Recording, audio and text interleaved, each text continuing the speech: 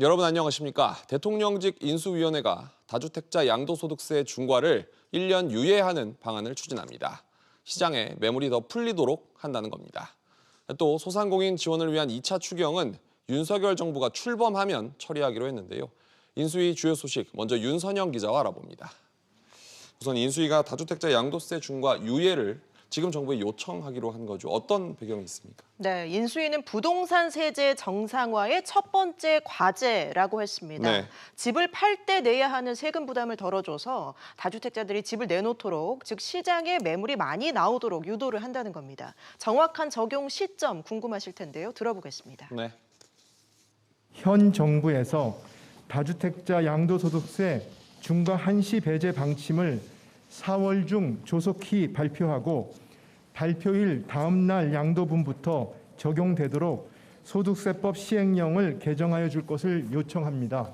현 정부에서 조치가 이루어지지 않을 경우 새 정부는 출범 즉시 시행령을 개정하여 새 정부 출범일, 즉 2022년 5월 10일 다음 날 양도분부터 1년간 다주택자 양도세 중과가 배제되도록 하겠습니다.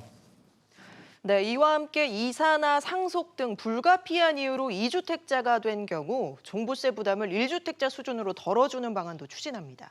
또 유류세 부담도 덜어주는 방안도 추진하는데 폭이 어느 정도로 더 커지는 겁니까? 네, 현재 20%인 인하폭을 30%로 확대해달라고 정부에 요청을 했습니다. 네. 정부도 검토를 하고 있는 부분이고요. 결정 사항을 다음 주 화요일에 발표하기로 했습니다.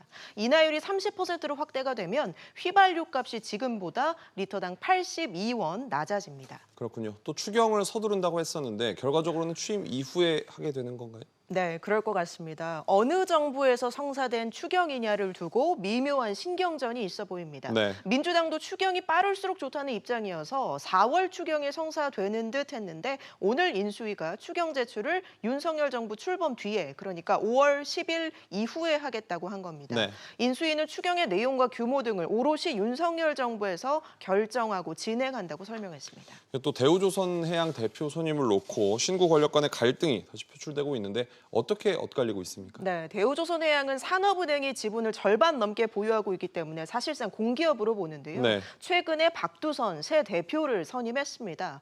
박 대표는 문 대통령 동생의 대학 동창이기도 한데 인수위는 비상식적이고 모렴치한 알박기 인사라고 비판을 하면서 감사원에 감사를 요청하기로 했습니다. 네.